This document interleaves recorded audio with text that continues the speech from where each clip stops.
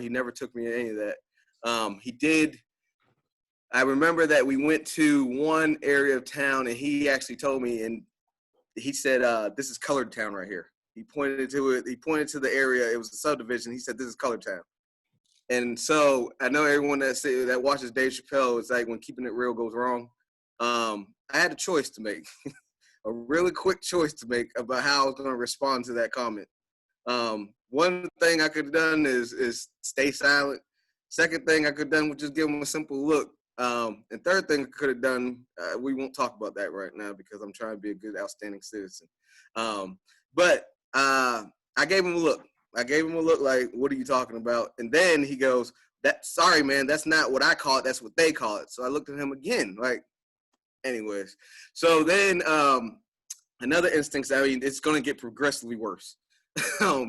He actually answered the call that same day, and it was a black male that he was doing an investigation on, and they got into a heated argument. So we get back in the car after this argument, and he said, "Man, I don't want to offend you, but that's what I consider a nigger." Okay. So, I mean, again, this is on my very first day at work. He actually called the man a nigger right in front of me. So it makes matters even worse. When I get back off this tour, the mayor of the town, who he identifies himself as a Democrat, he came up to me and said, "I need you to do something for me." I said, "Well, what's that?" He said, "I need you to go around to all the black businesses and show your face and let them know that you're here and let them know that I said what I was going to do." So that was my very first day on the job. Progressively, we ended up hiring 4 other black officers, and it just gets worse and worse. Everyone talks about the Bubba Wallace incident in NASCAR. Well, one of my colleagues, we were sitting in a staff meeting, and his sergeant actually sat there and took a piece of rope, and he actually tied a noose with that piece of rope and passed it off to the black officer while we were in the meeting, thinking it was a joke. I can't tell you about the numerous fried chicken and watermelon references we received on a daily basis. They brought some watermelon in just for us. And also, there was the opportunities. The opportunities were very limited. It was a small town, and we call it a good old boy system down. It's a very small town policing called a good old boy system. There was no opportunities for advancement. All the sergeants were under 30 years old. There's 4 sergeants in the department and the chief.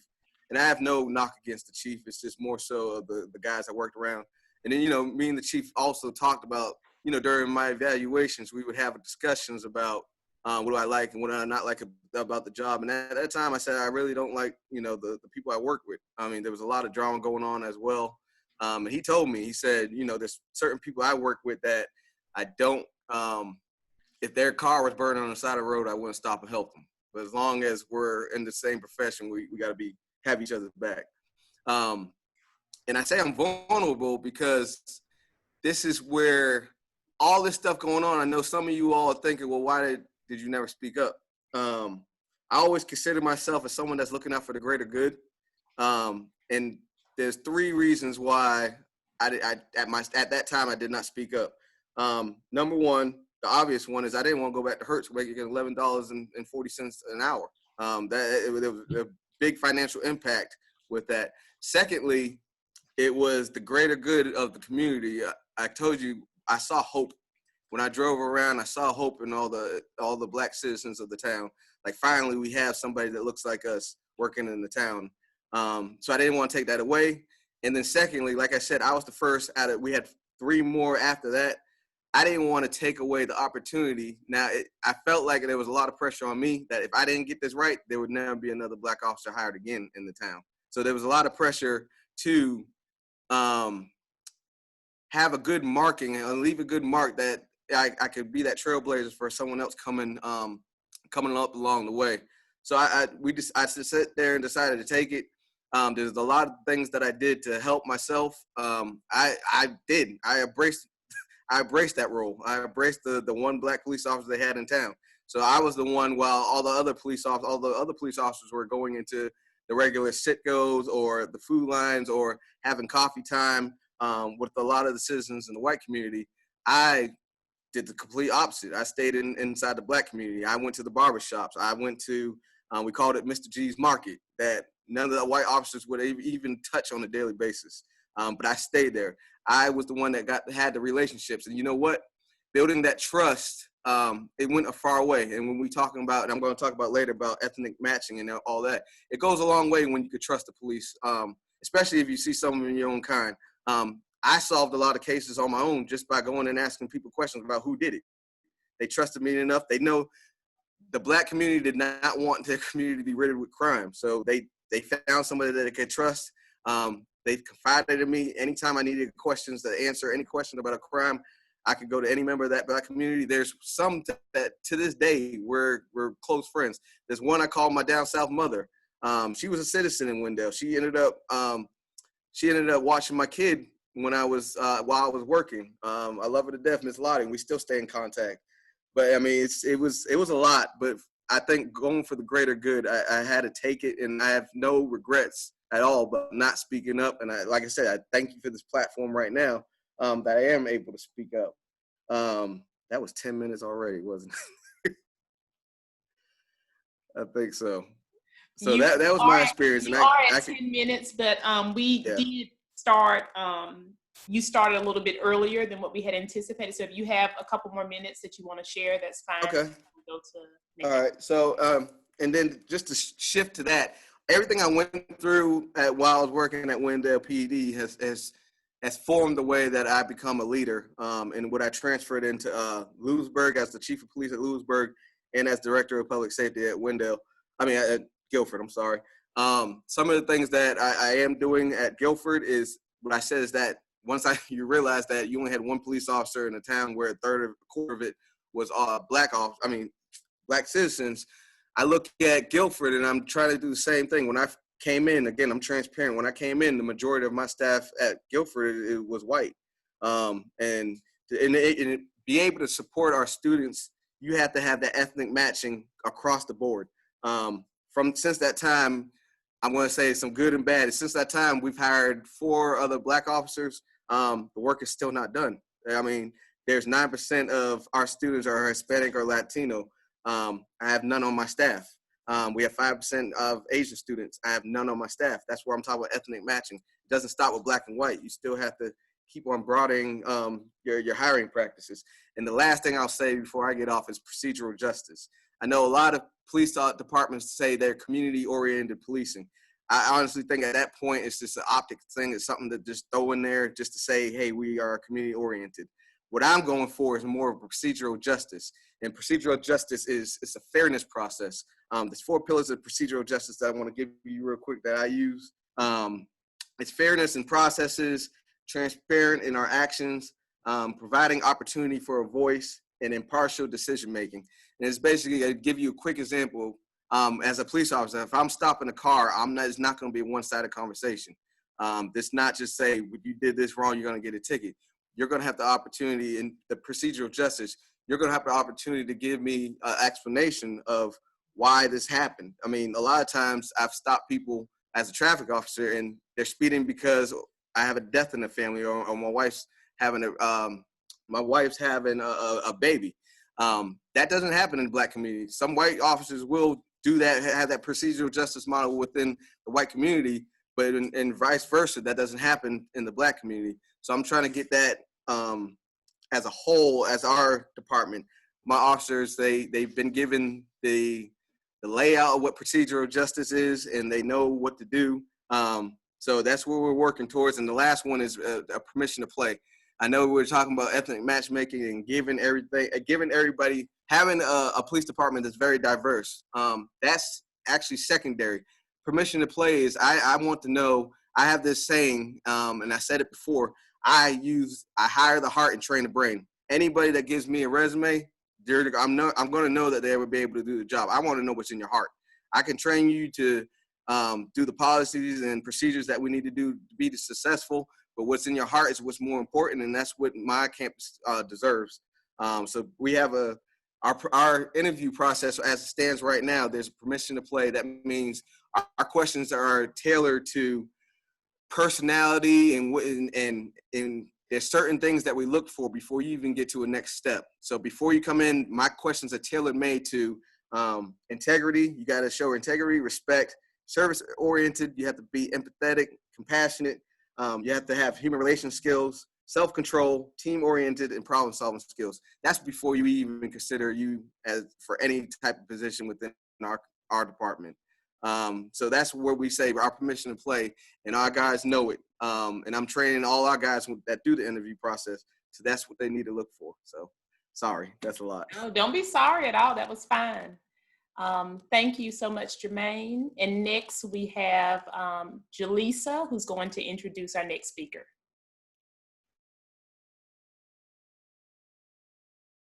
Oh, sorry, I think it's Janelle. Yeah, it's me. It's all good. Next, we have Nathaniel Trey Davis III. He was raised in Butner, North Carolina, where he attended high school and later obtained a Master's of Theology and a Bachelor's of Religion from Liberty University. Nathaniel transitioned to the city manager's office after more than 20 years of police work. He has served in a number of roles to include superheading the Greensboro Police Department's Office of Community Engagement, which focused on bridging the relationship between the community and the police. Nathaniel also facilitated the department's Faith Leaders Council, which brings together a diverse group of interfaith leaders throughout the city of Greensboro. Thanks for being here, Nathaniel. Good afternoon, everybody, or good evening. Thank you for having me. I'm so excited to be back. I'll tell you, I know I'm invited as the assistant city manager, but I feel at home. I was an adjunct with Guilford for a couple of years. I didn't scroll through to see if any old students are on. So if I tell some of my old stories, then please be patient with me. Again, I'm excited about the topic and excited to follow Jermaine. Much like Jermaine, I had an experience. I'm a little bit older than Jermaine, though. I started policing in the mid-90s in 96. And I bumped around a few small towns near Granville and Franklin County. And specifically, some of the highlights, such as what Jermaine experienced when I was in Lewisburg, North Carolina, which is a small town where Jermaine was at Lewisburg College. I had some significant experiences where I experienced firsthand issues of, I don't know how you call it, blatant racism or whatever it was. I remember being one of 3 African-American males who were on the police force. And for some reason, one evening, we had all 3 African-Americans were the police force for that night. The white chief at the time woke up in the middle of the night. I remember it's about 1 o'clock, and he woke up and he said, "I can't have this. I can't have only black officers working." So he actually called in another officer to come in and told us that we couldn't only have black officers working, mainly because there was a river that divided the city. Jermaine, correct me if I'm wrong. I think it was a river or like a bridge dividing the city from the white side of town and the black side of town. And he did not want us on the northern side of town. It's where the college was. Am I right, Jermaine? Was that a bridge or a river that runs through there? It was the bridge. Yeah, the bridge. Everybody knows what the bridge is down there. But also when I was in that area, I experienced something that I was too young to recognize it. Much like Jermaine, I saw a lot of things. I followed a dad who my father was a police officer all my life. My grandfather was a volunteer actually in Lewisburg, in that small town in the 60s. But he was only allowed to volunteer in police in the black community. So I was carrying the torch of three generations of police officers. I grew up watching my dad in a small town not have a controversial relationship with the black community, but he was much of a helper. I remember him helping. I remember it would be young men who I would know in the town that would get arrested. The next week they would be at my house and my dad would put them to work doing things or trying to teach them and mentor them. So that's what I grew up wanting to be. When I got to Lewisburg, I was a young cop, and Jermaine remembers there used to be checklists, and I pray they aren't still the same. There were checklists that rookies had to check off. And a few things I remember, you had to get into a fight and you had to get drugs. And so if any of you are listening, those are 2 of the most significant things that are contributing to the issue between the Black community and police. I said it many times in my classes there, on many other platforms. I said anywhere, that the war on drugs that was waged years ago has been I think it's the single worst thing that has ever happened between the police and the Black community, because you start a war. If you have a war, you have to war against someone. So I remember this day that I couldn't check my fight box because I just loved everybody and I wanted to talk. So they could never get me into a fight. So they just finally said, forget it. We'll just push you on through. But I had to get drugs. So I remember we saw a guy, Jermaine, it was up near that store after you cross the bridge, when you come up the hill, and it was on, actually it was called Blacktown over there, and a couple different neighborhoods on the hill. And so we saw a guy who historically had some substance abuse issues. The supervisor who I was riding with, he was training me. He said, get out, get it. So I run, chase this guy down, and I'm like, okay, what do I do with you? And so the supervisor says, search him. He's probably got drugs on him. I remember searching the guy, and he kept pleading to me. He said, man, I promise I don't have anything. I go through his wallet. I go through everything. Now, in my head, I'm like Jermaine, I wanted to keep my job. So I'm thinking, okay, I'm going to find some drugs on this guy. I didn't. And I was like, hey, man, I told the supervisor, I said, hey, man, I didn't find anything. Let's let him go. He's like, well, let me check him out. So magically, what did he find? He found a small piece of what he described as crack cocaine. He processed it and he sends them on. He said, and that's how you found drugs. Now, you tell me what just happened there. More than just the corruption that happens in police forces, but what happened there is that he continued to set this man's life on a track that was not going to allow him to get past the issues that he had, but also it was going to compound onto the legal issues. And again, it's one thing to live in a thriving area or a larger city with the luxury of Greensboro, but Jermaine knows in those smaller towns, if you're on the bottom, it's so hard to climb out. And I'll never forget that. And it is the epitome of what people see and the systemic things that continue to drive the issues that we're facing.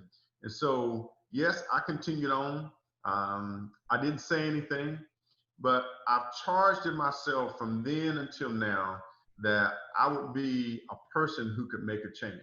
And like Jermaine says, the way I've set myself is that I can make a change from inside. I left there about 2 months after that, went to another department, and I found myself here in Greensboro where opportunities had presented itself. I was in the police department for a while, and I began to recognize, and Barbara and I have had many of these conversations, I began to recognize that one of the ways that I could change things was being in management level through the police department. I'm really thankful to God for the position I'm in now, because I did see it coming, but it's even more of a change for me, not only to be able to correct behavior from on the inside, but now I can change policies and procedures. Now I can guide the hiring processes, such as what Jermaine just said. Now I can curtail how we approach the philosophy of how we police our communities. So there are a number of different things that I'm so excited about being in the position of management.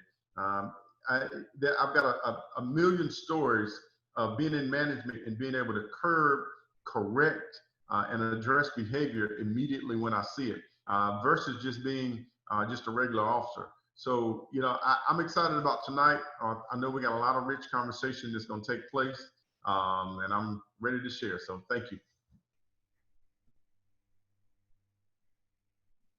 Thank you so much, Jermaine. I work with you every day and didn't know just so much of your story. So thank you. And Trey, it's just so nice to get to know you and to hear from you. So the next speaker I know very well. She's my supervisor. And so I'm going to read a little bit of Barbara's bio, and then we'll have her to speak to us for the next couple of minutes. And so Barbara Lawrence is a New York City native. She currently serves as Vice President for Diversity, Equity, and Inclusion and the Title IX Coordinator at Guilford College. Barbara co-chaired the inaugural Greensboro Interim Citizens Complaint Review Committee. And she serves as the North Carolina Post-Secondary Prison, serves on the North Carolina Post-Secondary Prison Education Committee. Barbara is a former New York City Police Department investigator and instructor, and she has worked for the Indiana District Attorney and the Public Defender's offices there. Barbara consults with the Greensboro Police Department and other police agencies throughout the country. Welcome, Barbara. Thank you, Prashana, and thank you for all of you that are part of this conversation. I really, really appreciate it. This too is tough for me to talk about, but I thank you that we do have this space. Now, me, unlike Jermaine, I grew up in New York City and I wanted to be a police officer. And the reason why I wanted to be a police officer, because I grew up on the Lower East Side of Manhattan, and I watched police brutality. So I thought if I was able to join the police department, that I could go in and change it. And I can help the New York City Police Department get rid of bad police officers. So I had these big dreams, and obviously that didn't work out, but I wanted to go in and be a police officer. And I also thought it was a fast track to law school. So I'm still reconciling why I thought that that was a fast track. But one of the things that I want to share, coming from a former Black woman police officer's perspective, is some of the experiences that I had while I was working for the police department that were unlike my white counterparts. So the racism that we experienced as white women, we saw a lot of that happening in the assignments that we were given. So I started off as a transit police officer. For those of you that don't know the history of NYPD, there used to be 3 police agencies, and one was the transit police, the housing police, and the city police. And I started off as a transit police officer. And what I saw as a Black woman police officer is that the Black women got the worst assignments. I mean, we were given the worst train runs. I mean, for those of you that know the New York City subway, I mean, we were on the A train from 8 at night to 4 in the morning. We had to go out to Far Rockaway. It was dangerous. The radios didn't work. And the Black women had the worst assignments. We either had the worst train runs, we had the worst stations that we had to be at, while our white counterparts were inside. They were either inside or they were riding around in the car with the sergeant. And one of the challenges in that was we had a high turnover rate with Black police officers. And we got to the point, and we used to discuss this, and people used to ask me, why are you still working for that police department? It is not a place for Black women. I mean, the racism and the discrimination was so horrible. We had a high turnover rate, and we didn't have any opportunities for advancement. And one of the advantages of not being on patrol, if you're inside the district or the precinct, is that you now have an opportunity to study for promotional exams.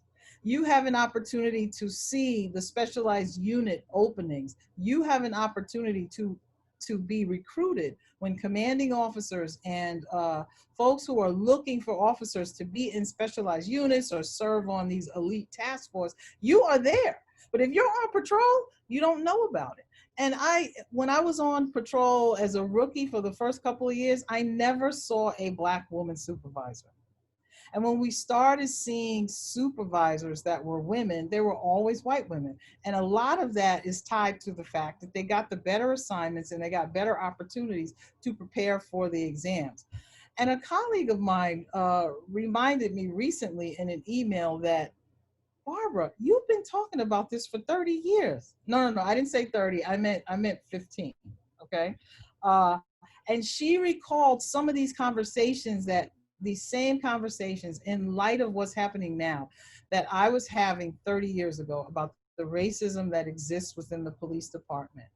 And unfortunately, we still see a lot of the racism that I'm speaking about, that I experienced, happening today. A couple of things that I want to share. As I experienced some of that racism that I talked about with the terrible assignments, we also were racially profiled. So when you worked at a precinct or a facility that was in a bad neighborhood and you worked from 8 at night to 4 in the morning, now you have the challenge of being a Black woman who's now profiled by the police on your way home. So we had some of those experiences that were just ongoing. And folks always ask, what are you doing working for this police department as a Black woman when you're experiencing these things? And there's really no room for advancement. And we saw only the promotions, or most of the promotions, were happening with white women because Black women were treated differently. And if you work for, you work for the NYPD, I mean, the goal is to be in a specialized unit. I worked, when I had an opportunity to work in the police academy as a police instructor. And again, we saw mostly white officers. The Black officers who were working as instructors in the police academy, there were very few of us. But then we had to deal with the racism that we experienced as Black officers working in an elite unit that had predominantly white people working there. So one of the things that we did as officers in trying to deal with that, we had Black recruits that would look to us and help them, look to us to help them with their experiences as being Black recruits that were different than their fellow white recruits. They were being treated differently in the classroom when they needed things explained to them differently. They were getting penalized more often than the white students were in the academy. And then they were saying that they were struggling and trying to pass those exams. So what we did as Black officers to address that and to try to help minimize some of the turnover rate with the Black recruits was we got together with the Black police officers unit, and we had to tutor the Black recruits on weekends to try to get them to successfully get out of the police academy and try to help them navigate that system that they were trying to be a part of. So those were some of the things that we did in trying to address some of the racism that we saw. One of the questions that we were supposed to answer today is, how do we feel as former Black police officers with all this police brutality that we're seeing all these Black lives that are being killed by the police?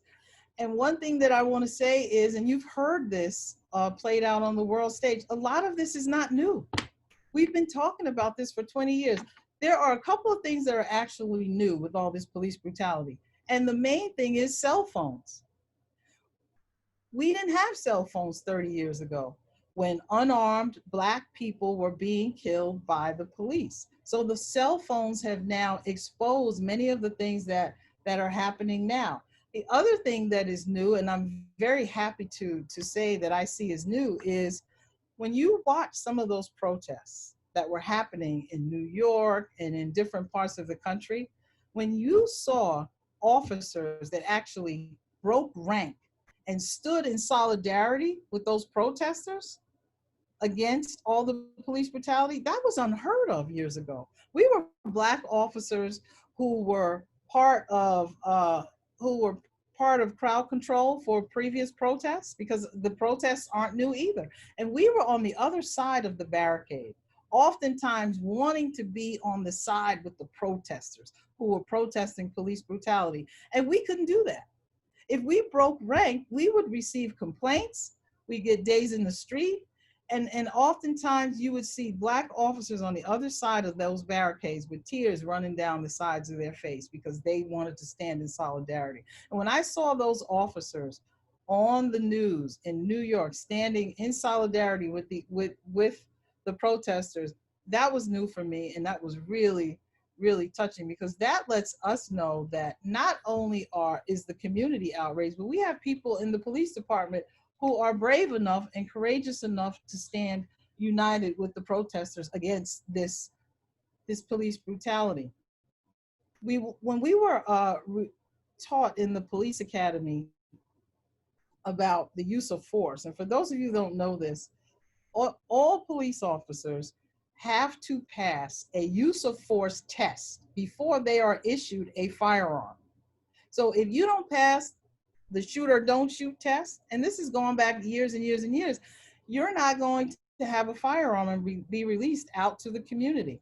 And when we see all these instances of police brutality and these fatalities where police officers are shooting and killing unarmed people, the policies were in place back then. So this isn't anything new. So officers are very much in tune with the laws of use of force and how they can engage with citizens as per the law. And when we got out of the police academy, the first thing the field training officers told us years ago was, forget all that stuff they taught you in the police academy. Forget about it. You're going to be down here in the subway. These are the things that you need to do. 3 things you need to know. And you want to make sure you do. You want to get home safely. You don't want to be indicted. And you don't want to kill anybody unnecessarily. So here's the things that you need. So forget all of that stuff. And there was this culture that, you know, there's lots of scholarship on it, but the culture of policing then, and particularly in the NYPD, based on my experience, was an us versus them mentality.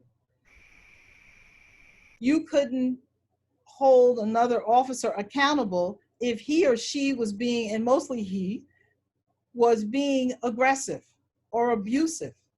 I mean, that was the worst thing you could have done. If your fellow officers found out that you tried to hold one of your fellow officers accountable, you would be sent to some assignment on the other side of Brooklyn, the Coney Island detail. And for those of you that know about Coney Island, you don't want to be at Coney Island at 2 o'clock in the morning by yourself. And one of the things that we keep talking about is, how can we hold the police officers and the police departments accountable? There's a lack of accountability. Trey and I work together with some of my consulting work with the Greensboro Police Department. And I will say to you, 5 years ago, I gave a training to the Greensboro Police Department command staff on cultural diversity and cultural police accountability. And 5 years ago, we were talking about, will Greensboro be the next Ferguson? Will Greensboro be the next Charleston, South Carolina? And you all can recall those incidents that sparked a lot of these protests. And we were talking about this years ago. So what I want to say is, a lot of this is not new. And what we have to make sure that we do is make sure that we hold police departments and municipalities accountable. These things that you've seen on TV where these officers are being charged quickly and immediately, that is new and unheard of. So the work and the advocacy against a lot of this police brutality, particularly unnecessary killings, and people are being charged and indicted quickly, that is a sign of some positive change. Now, do we have a long way to go? Absolutely. But a lot of this stuff is not new. And thank God that we have folks that are out there protesting. Police officers are out there protesting with folks, standing in solidarity. And we have to do something about this police accountability, and the killings have to stop. And I know I'm out of time. I see Krishana's face. But thank you for providing this space. No, you were fine. You were fine. So I want to thank you all. I will say that I did reach out to a couple of other officers. So just to Barbara's point, and they did tell me that they, in so many words, did not feel safe. They wanted to speak, but they're active officers right now. And they made it very clear that it would not be met with favor if they spoke in this setting. And so, so they opted not to. And they told me that they're struggling. Like they made it very clear to me that we're struggling right now, but they were not able to, they didn't feel that it would be safe for them to speak in terms of their jobs and their security and things like that. So I did just want to bring that into the space. So we have about 17 minutes or so for questions. If it gets really robust, we've said we'll go into 7:15, but the goal is around 7 o'clock. And again, it will go about 15 minutes longer if we need to. So is there anyone who has a question? We would love for you to speak your question if you have one, or comments. And Jaleesa and Janelle, the questions that you all have, if we need those for our backup, feel free to toss those out as well. But do any of you have questions? Okay, Emily. Last question. Hi. Thank you guys so much. I have a lot of questions. So the one I'm going to ask, I'm sure that you will tell me if you don't want to talk about it, and that's fine. Maybe this isn't the space, but I'm wondering what your thoughts are being connected to police departments on the defund the police movement versus reform. So I don't know if you feel comfortable about talking about that, but I would just love to hear. Thank you very much. I'll be glad to talk about it. For my role in the Assistant City Manager's office, it's primarily to look at the overall budget, not just of our police, but all of our public safety. But of course, now specifically with police, with a lot of the questions that are happening. And I would say this, I've actually, the police chief and I, Chief James, who is very conscious and aware, he's an African-American who's from this community right here in Greensboro. He and I have had some of these conversations. And as we talk about that, what he and I have both said is that instead of just placing funds in places that will not adequately help with the issues, if we are, let us take a healthy and a responsible look at if we're moving funds from police funds, let's move them in locations that's going to help with the issues, such as let's contribute to our community, let's contribute to our community resources. One of the things I helped spearhead this past year was the Cure Violence effort that's taking place right here in Greensboro. I'm very happy and excited. I know there's been criticism on a number of different sides, but that's one of the ways that we can do some things.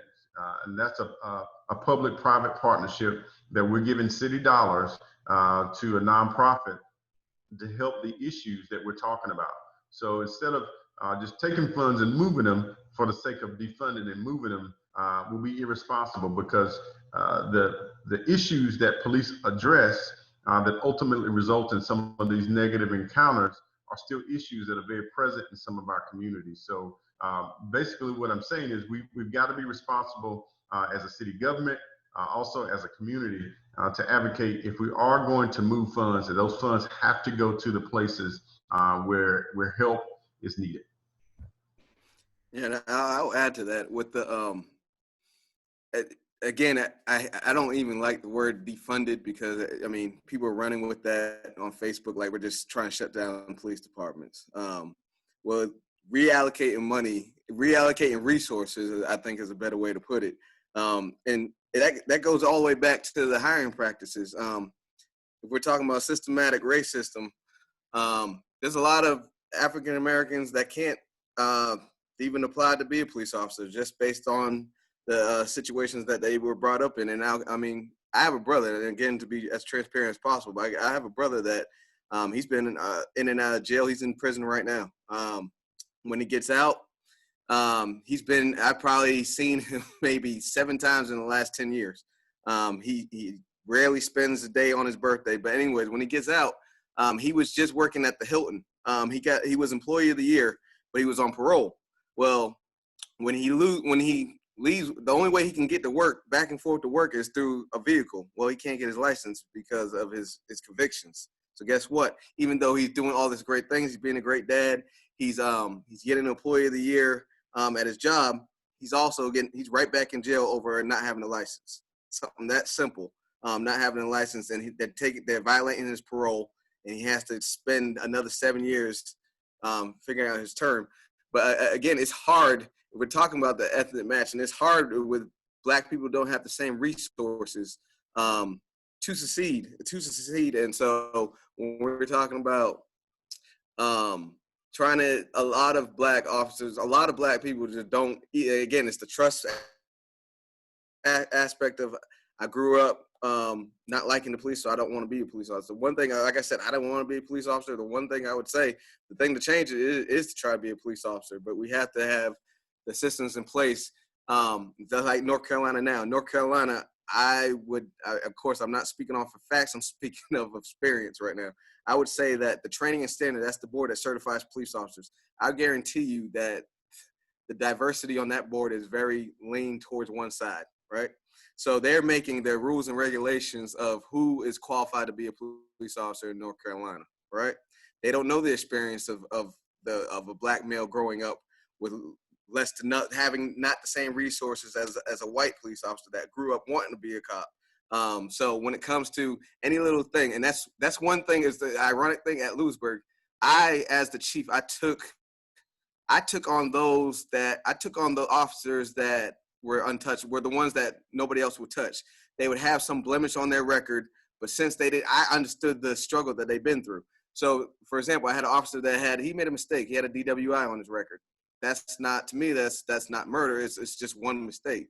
But again, like I said, the principle, the permission to play values, he hits on all of them. I knew he would be a great officer. Well, no one else would touch him because he had that one blemish on his record. So guess what I did? I went and I would certify him, get him through school, certify him. He'd be a great officer. 1 month after certifying them, once I did all the legwork, took the chance on him, guess what? Who came calling? All the big police departments who came and scooped my guys up. So I would do the legwork. I would take the chance, but then they would come and take them up. But it takes more. It takes a progressive leader. Just like Trey said, it takes from the top down. You have to have that empathy to know about somebody's plight and know that they didn't have the same resources that you did. So there might have been a mistake. It might have been a survival mechanism. We don't know. But the higher, even higher than the chiefs, those are the ones that are saying yes or no. We're going to certify you. We're going to not. So I think when you're talking about allocating resources, you got to allocate it right back, like Trey said, allocating it to the community to make it a even playing field. I just want to add very quickly that, it does help with organizations like large police departments like the NYPD. Sometimes they need to disband units, and we've seen that. So we have certain units, the anti-crime unit, the street crimes unit, other units that have a reputation for being beyond aggressive and brutal. And sometimes police departments can do exactly as Jermaine said, to reallocate their resources and then maybe use the funding for something else. But a big piece of it is how do you remove those units or those officers who are really contributing to a lot of the police brutality and giving us those same racialized outcomes, and do something else that would be more positive for those communities. Thank y'all. Are there other questions?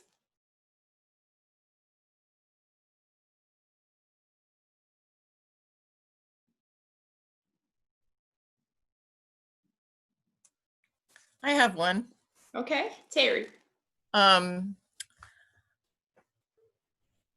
I've just been learning about qualified immunity, and I know that the Supreme Court just recently said they're not going to touch it, and I'm wondering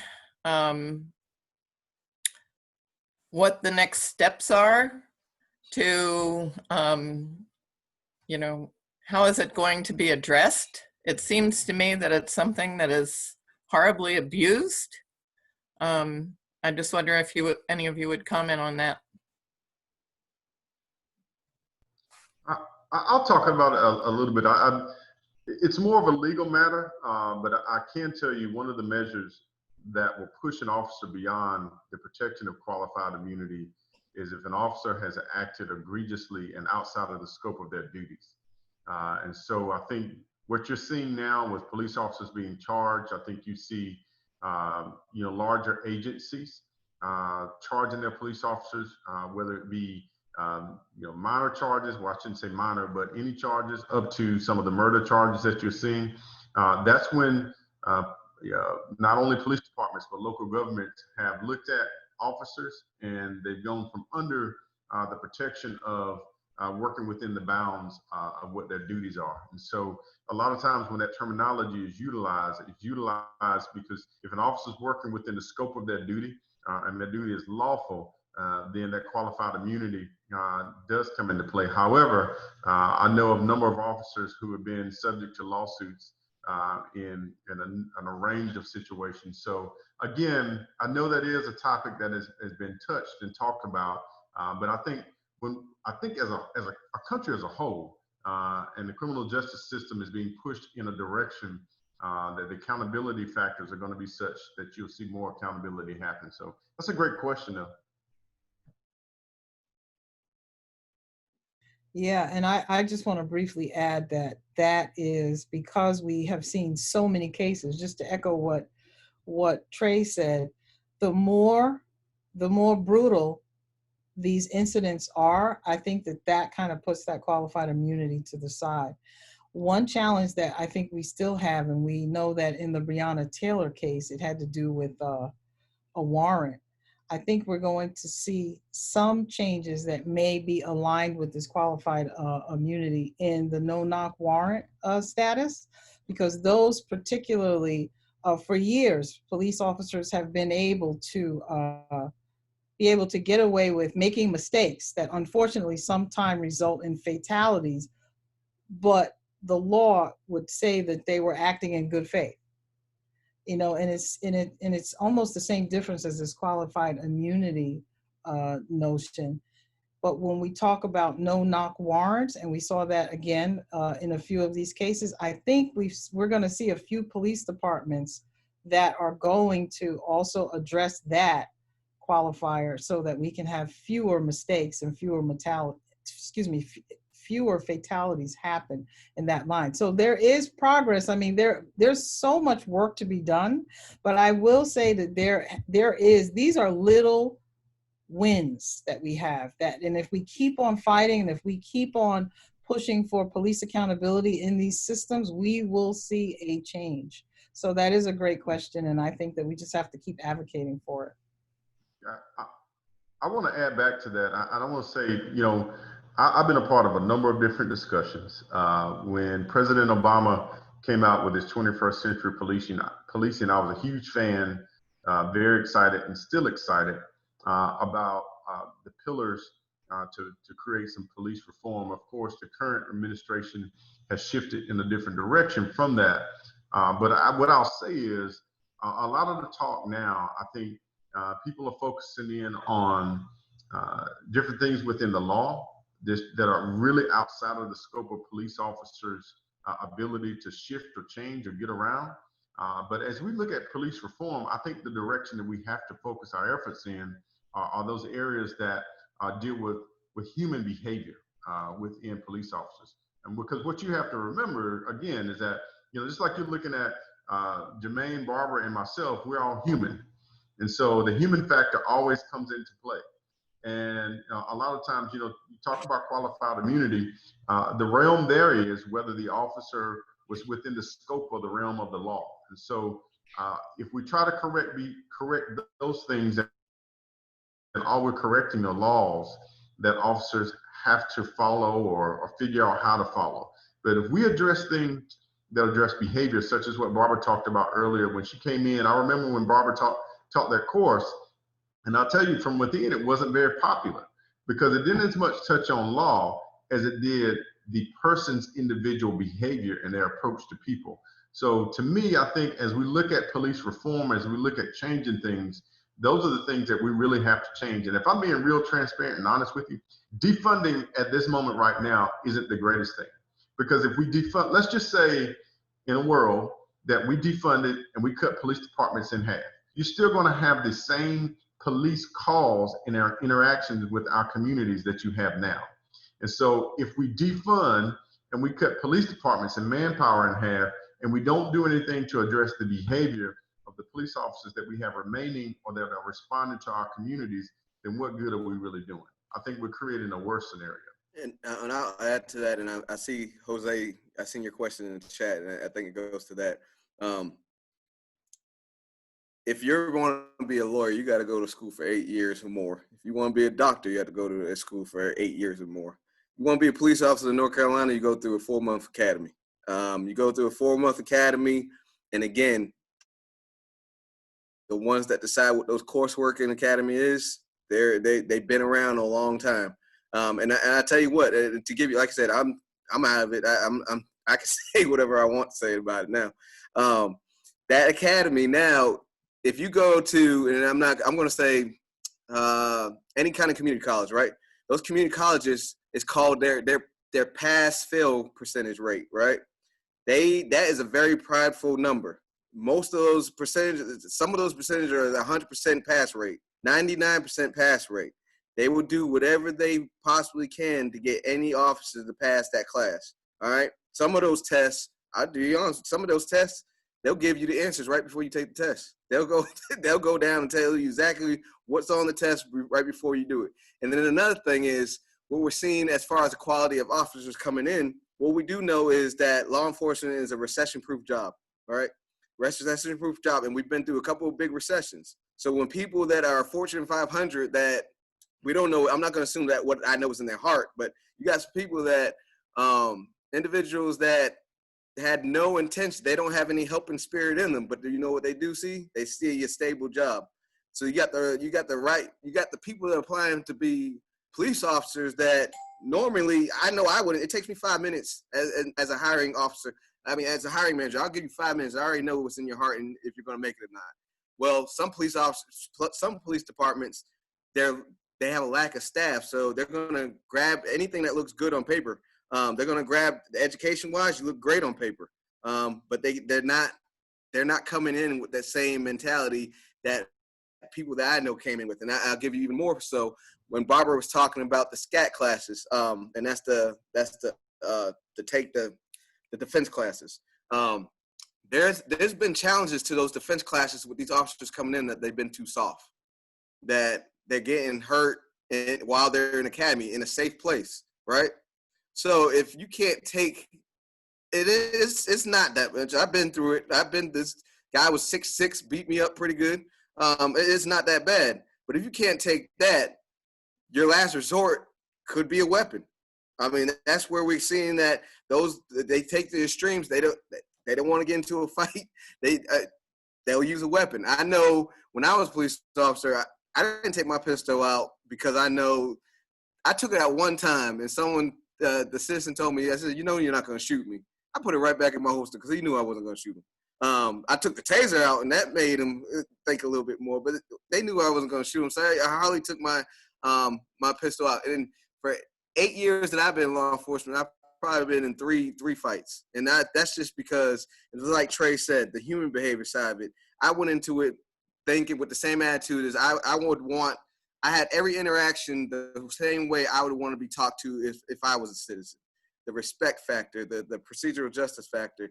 You can avoid so many confrontations. It's just the way you talk to people. You could talk anyone into even being arrested, honestly. But it's a lot going on, and that training piece is big. And Jose, they do not, for what I say, they do not, unless they've done change, they have juvenile minority sensitivity training. And Trey could tell you that training is a 2-hour block you get every year on a yearly basis, 2 hours to talk about juvenile minority sensitivity training. It's a yearly thing, but it's not ongoing. It's not a conscious effort in the academy to go over things like that. And then you got to think about who's teaching class. There's only a couple of people that are in the department that are by the state are allowed to teach classes. So we don't even know what biases they have while they're teaching classes. I know that, I'm sorry, it just keeps on coming. I remember, if y'all remember, the Wake County Sheriff just got in trouble for that. And it was that he had his captain teach one of those juvenile minority sensitivity training. Well, they had, I think they had a report of that captain using some slurs. I forgot what it was. He used some type of slurs, but he also was the instructor of the class. So there was 2 officers that reported that officer, and they got fired. They got fired based on their perceptions. They got fired for reporting that officer teaching the class. So it matters about who's teaching it as well. The guy that taught our class juvenile minority sensitivity training, I didn't think he was qualified at all to teach it. So. Thank you, Jermaine. For those of you that are still on the call, this is a good Q&A session. It is 7 o'clock. It's 7:03 actually. And we want to respect people's time, and we thank you for being on the call, but we will be on the call for another 10 to 15 minutes to continue our Q&A. So I just wanted to say that to those of you who will remain on the call. The panelists will be on that. And I do want to thank you for participating. Jose, we here at Guilford College, we actually in our criminal justice program, both undergraduate and in our master's program, we have several courses that address race, unconscious bias. We talk about systems of oppression, and we look at the criminal justice system in a way that provides that analysis. Is there enough training happening in police departments across the country? No, as it relates to racial bias, but we have seen over the past 5 to 7 years a push for more of that unconscious bias training. So I do want to say that. I want to say that I agree with Barbara and Jermaine. We don't have enough. The state basic standard is what they call minority and sensitivity training. At GPD, we have in Greensboro, we've implemented a few different levels. We have been very intentional about identifying, and we such as the partnership that Barbara talked about. Most recently, I coordinated a relationship with the International Civil Rights Center, which will take our rookies through a full day there. They'll go through a tour at the Civil Rights Center. I mean, that's the whole rookie class will go through a tour, a guided tour. They won't just walk through, and then have a session with one of the employees there to have a Q&A session, which I think is tremendous. You know, Jermaine, I know you can remember, you know, Barbara, you were in the culture in New York, and so you were from New York, and Jermaine sees this all the time here. You'll have a police officer who's located in a community that he knows nothing about, and they don't know the background, they don't know the history. You'll get police officers that come here that have no clue of what 1979 means, or you'll have police officers that'll come here that have no clue of what the Woolworth Center means. And so, you know, I think it's very important for our police officers to understand the history of our community, as well as have deep, meaningful conversations about it. Currently, instructed by our city council, our chief of police is looking at doing some racial equity training on a national level for some of the police officers. And so those are things that we continue to drive and push.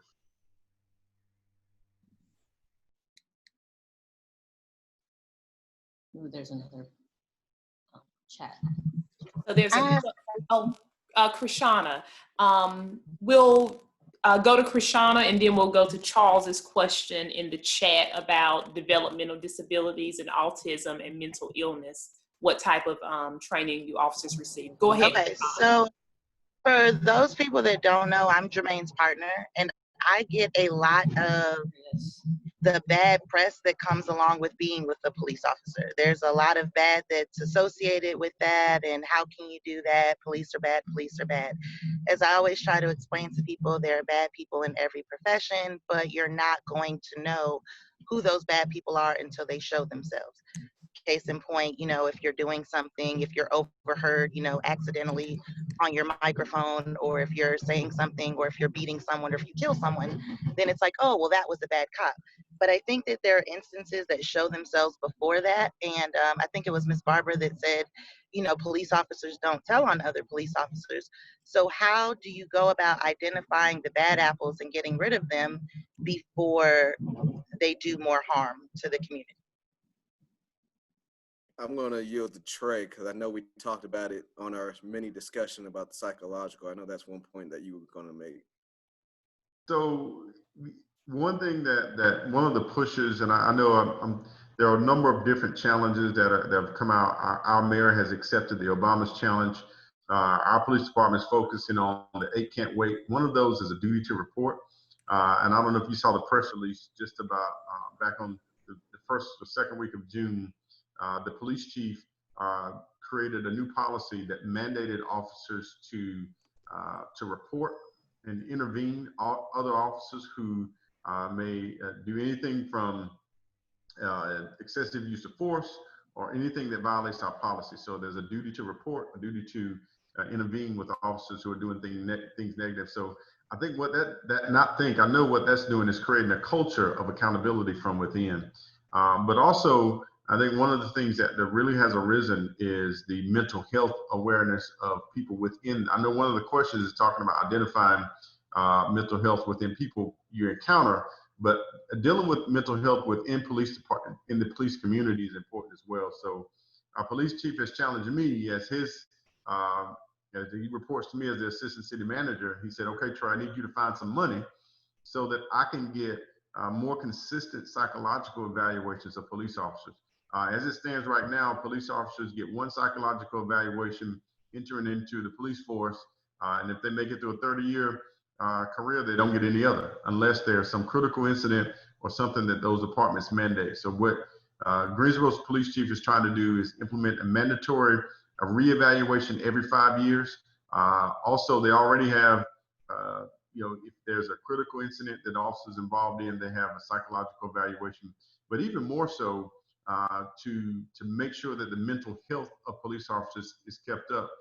He's challenged me to help him find ways that our police officers can have consistent access to mental health resources on a monthly basis. And so I think that's extremely important. And I think that's going to be extremely significant to, again, I go back to behavior. Now, I'll add briefly that, oh, go ahead, Barbara. Oh. Yeah, I want to quickly add to the part about reporting officers. That has always been a policy in the NYPD. Police officers, recruits are taught that you have a responsibility and a legal obligation to disrupt, discontinue, or report either behaviors that speak to corruption, anything that's outside of the patrol guide, as well as if someone is engaging in police brutality. And they're taught early on that you can be charged with official misconduct, which is a misdemeanor. It is built into your position as a public servant. If you act in a way that is outside of your service and your position, or if you fail to act, if you engage in an act of omission, such as if you do not stop an officer from engaging in illegal behavior or attempting to kill someone, then you can be held liable. And that is not anything that is new. So we can let's look at the George Floyd case. Those 4 officers, so there was an officer who had his knee on George Floyd's neck. Horrific and horrible for 8 minutes. Those 3 officers had a duty. I'm pretty sure that they were supposed to interrupt that behavior. So this is something else that is not new. And I appreciate what you said, Trey, that Brian James is doing the work, the chief of the Greensboro Police Department, adding an additional requirement. But please, everyone on this call know that this too is not new. We do not have an expectation that police officers in any police department all over this country, that they will engage in behavior that is illegal and that another officer is not going to stop them from doing that. That's not what we expect them to do. So that's something else that we have to continue to educate the community on, is that police officers have an obligation to stop behavior. Because if they saw civilians engaging in that behavior, then they would do what? Respond accordingly. So I just wanted to put that out there. And the charge in many jurisdictions is official misconduct. And I'll add, just, to loop it around back to Guilford.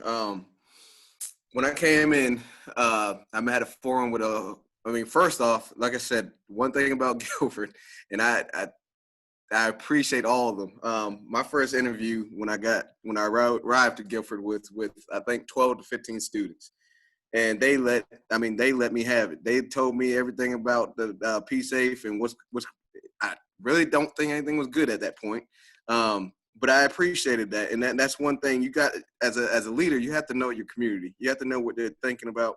So 2 of the other initiatives that before COVID hit that we were trying to start, we started a student safety council, but when everyone got wiped out of the dorms, we really didn't have anything after that. But student safety council, which would meet, I think, once or twice a month with me and just talk about what's going on, the accountability of my officers. There's also a bigger one that would be a public safety advisory council, and that would be faculty, staff, and students without my hands on it.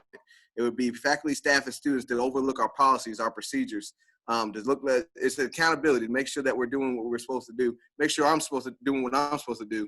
So it's also getting out and talking to your community, because you're going to get a lot more information from your community than you do looking at facts and figures. You got to have that qualitative data more than you do have that as a balance with that quantitative data as well. And I do see, I see Charles's question, and that goes back to that, the mentally ill persons with training. I will say that I was part of the crisis intervention team while I was with Wendell, and that's a team that we actually trained through Wake Med. Wake Med's It's a mental health. We went to Dorothea Dix. We did training for about a week. And anytime we had a call with any person that was suffering from mentally ill, somebody on that team, we would have somebody on our shift that would be specialized to deal with that person. So that training was actually pretty good training. And that's one of the trainings that I think were most effective while I was at Wendell. I'll say Greensboro has a similar training, but the size of Greensboro Department, with over 600 sworn officers, is challenging to get them all trained in that particular specialization. But we started with the most sensitive, and that is all of our school resource officers are trained with the crisis intervention training. But also just this past year, we added a new partnership. It was, again, along that public-private partnership line. We partnered with a local agency that provides mental health care for the community. And so it's not the same as like New York and Charlotte have a co-response model, but it's very similar. We're working our way to that direction. If we have police officers who encounter someone that is in crisis and it's a situation that they cannot handle, or a situation that they see fit that they need the resource of a mental health professional on scene, then that group is 24/7 accessible to our police department. It has been very successful. I'm with a group that meets weekly, actually, to monitor the progress, and I'm very excited. Actually, I want to push to expand the footprint and add to that the pilot program that we started this year. So again, like Jermaine and Barbara are both saying, when we recognize these things that are happening, and back to, the earlier discussions around defunding and changing the police culture, I think we really have to drill down and look at the real areas that are causing issues and impacting encounters with police. So we know that our time is getting past our 7:15 stop time. What I think we're going to do is take the questions that are on the table right now. And so we have one from Vance and two that are in the chat, and then we will, Barbara will close us out. And so Vance, if you want to ask your question or comment. So first I wanted to thank the three of you for being on the panel. So to follow up the previous answer and some of the earlier questions, it seems to me it's not just a matter of retraining what police are doing, but also a matter of retraining what so-called civilians are doing. Because I'm thinking about, we have so many examples of this, the way that powerful people, white people, weaponize the police, right? So I'm thinking about the birding example in Central Park as just one of myriad examples. So even if we're defunding the police and there's fewer of them, if you don't change the attitudes that the rest of us have about when it's appropriate to call the police or why we think we need to call them or get them involved in our situation in the first place, I don't see the outcomes being that much different. The other step that I think is important so I had a question about this. This is a genuine question. What kind of training do dispatchers get? Because even if somebody calls a dispatcher, right, they have to decide, okay, is this something that's worth calling the police or sending some units out to deal with, right? Do they get trained so that they ask the questions that would allow them to maybe say, you know what, this sounds like your personal racism. I'm not going to involve the police in this. And I'll say two things. Number one, usually the dispatcher is going to it's standard that they're going to dispatch any call, right? We've had that in Wendell, and I've talked a lot. There were some good apples in Wendell. We got a call that a black man's walking down the street. The officer got on. It was dispatched to an officer. He was a white officer. He in turn said there's nothing wrong with them walking down the street and closed the call out. So that, we still there's a lot of power that police do have while they're working. I think, like I said, I loved the job once I started. But I will say one of the advice that I always said, and this is in the black community, we're talking about, I seen one question, and I think Krishan might come back to it about the trust. One thing I would correct parents. If I was in a food line, right, and I was just doing a business check, and there was a parent and their child, right? One thing that irked me is the parent would say, "Don't do that, or we're going to take you to jail." Well, why would you even start that process? Why would you even say that? So I would correct them all the time. Don't tell them that. I do not tell them that, because I don't want them to think that I'm that bad person. That's where, yeah, police actions, police distrust, but that mentality also, I mean, as a little kid, they're getting their opinions and their perceptions based on the actions of the parents. So for someone to say he's going to arrest you if you don't act up, no, I'm not. So I mean, it's like you said, it's a twofold. It's a process that we have to also play our part as citizens as well. So Vance, I would quickly say, and thank you for that question. You know, this is the work. This is the work that needs to happen in communities, in schools, in high schools, in colleges. Community organizations need to come together, and this whole issue of addressing systemic racism. I mean, we still have embedded in our American history this idea and this fear of the symbolic Black man who is inherently criminal, who's inherently overly sexualized, and who is inherently animalistic. And we still are struggling with how we educate folks around racism. So I'm not encouraged that in most police departments that training is happening that you're asking about. But I am encouraged in maybe some of the larger metropolitan areas that they are in fact training dispatchers in that way about cultural sensitivity. But we have a long way to go because a lot of these dispatchers and these folks who are working for these agencies, they're coming from these communities. So these are ordinary folks who are coming from communities that are still segregated racially and that are still dealing with and coming from schools and homes and organizations where we are clearly not addressing systemic racism, institutional racism, and educating people in that way. And that is part of transforming the criminal justice system, these police agencies, and it's all about education and all about awareness. And we're still fighting. We're the ones that they're still, that they want us to forget about all of this racism. So I just wanted to put that out there. I have hope, I'm optimistic, but I would argue that is not happening in these places where it needs to happen. Do you all see, a question from Libby, do you all see you, and then we'll end with Bishop's question, because I think that's just a really great closing question. Libby asks, I've read that police chiefs want to reform their departments, but the unions get in the way. Is that an issue that you all face? So the good thing for North Carolina is that we are a non-union state, so it's actually not legal for a chief or even myself as the assistant city manager to bargain with our union. We do have a police association, a group of our police officers who advocate for themselves and defend themselves in situations, but they cannot bargain here in our state, and they can't bargain with our chief for policies and procedures. So I would say that is a big challenge still for the NYPD, one of the largest police units. You saw that playing out on the world stage, and that is something that we have to address.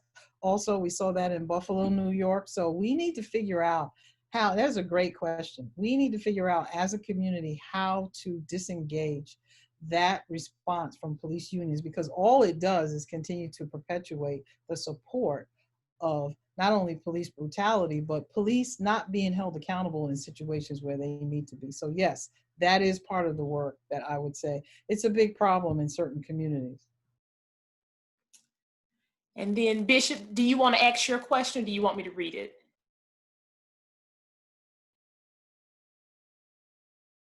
You can read it. Okay, thank you. So Bishop says, what are the things that are being done to help the Black community to trust the police again? The history of not trusting the police continues throughout generations. I would just go by, that was my goal at Lewisburg. Lewisburg was almost 80% Black students. And they were first generation, and Trey could probably attest to this. We used to call Lewisburg, you needed only like a 1.4 GPA to get in. They're going to charge you about $31,000 a year to go there. So basically, they're basically saying, you can't get anywhere else, so we're going to take you. All right. But they also needed that support. There was not a lot of Black faculty or staff at all at Lewisburg.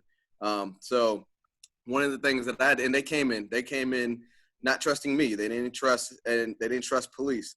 So my goal for every single student that came in was that you have a baseline. You either like the police or you don't. If you didn't like the police, my goal was to try to reach out and raise that level until by the time you graduate, raise that level that you're able to trust the police. Now, going outside, it's a different story, but I'm trying to get to that comfort level where you're able to talk. And then if you did like the police, we're trying to maintain that. But also, it's just being empathetic. It's a hard question to answer because the profession lacks so much empathy, and that's just being honest with you. They lack so much understanding, but I think, again, going back, adding more training, that diversity training, that juvenile sensitivity, stop making it more just a one-day thing, making it, they stress that, a lot of departments stress that they teach ethics. They teach ethics over and over again. I see that in the higher institution policing realm.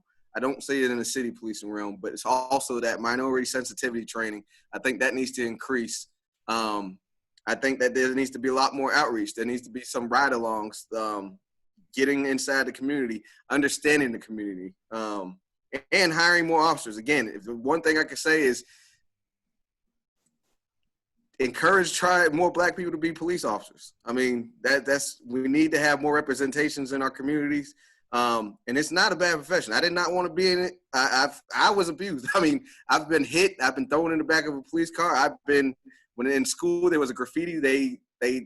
Some police officers picked me up and threw me in the back of the police car, thought it was me. They found out it wasn't me. So I've been there. But I also see the effect I have. It's a very addicting. I mean, it's a very addicting profession.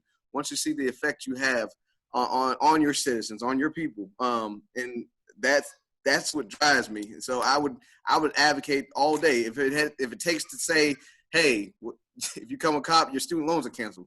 As long as you get through the door, the rest is history. So that's my closing thought on that. Yeah, as you saw in my bio, we started the Office of Community Engagement here in Greensboro, and that serves to get our police department back into our community to listen, to break down some of those barriers, and to build partnerships, relationships, and bridges. And I think that's going to be the key, and we just got to keep working at it. Yes, and thank you for that. I was going to comment on some of the work that Greensboro is actually doing along those lines. But one thing that I see a lot of police agencies doing around the country is going back to community-oriented policing. I mean, they're just taking it back to how can we actually get the police involved with the community on the level of what are some of the common issues that are happening, and police are getting involved with school boards, they're getting involved with faith-based groups, and they're actually being in the community so that some folks can engage with them in ways that the police are acting as partners. So how are we addressing this challenge in a particular community? So I am encouraged by some of that old school community-oriented policing, as well as how they are having not only cultural sensitivity training, but how they're actually getting to know these folks in the communities. There's a long way to go, but police have to engage with the communities in ways that is not about law and order. It is about, we are here as peacekeepers, we are here as partners, and we have a long history of it, and it's not easy. And I know that a vast majority of Black people in most communities in this country do not trust the police. And that is something that's going to take us a long time to overcome. But community-oriented policing has had some really positive outcomes in the past, and we're seeing a little bit of that now. And I just quickly give a good example. Kent Winstead, he's the sheriff of Franklin County, which is Lewisburg area. I love him to death. This man, he says along the lines of what Barbara was saying, and this is not even an election. He does it with the election year, but he does it on a regular basis 2 years out of an election. He goes into the Black church. He's a large white man. He used to play state football at NC State, but he's in the Black churches. He's fellowshipping with the Black churches. We only have one police officer that came out of Lewisburg and Franklin County. One police officer that would come sit with our Black students, and that would be the sheriff. So he's actively, and they remember him. Our students love when the sheriff comes, and it works. I mean, when the election does come, he's winning by landslides now. So it works when you get out there, especially the leader of the organization. All right, Barbara, if you will close us out. You Thank- all, I learned so much. Thank you all so much for giving your time. Thank you, Barbara. Thank you, Jermaine and Trey and Krishana and Jaleesa and Janelle. I thank you all for putting this together. I thank you that you gave us this space and to have this very difficult conversation. And I know that we're still seeing a lot of this police brutality play out, and we want you all to know that you got to keep fighting for justice. You have to keep supporting the work that's on the ground, and you have to get in touch with your legislators. You have to get in touch with these groups and these agencies that are actually trying to make a difference when it comes to police reform and police transformation. So I thank you all.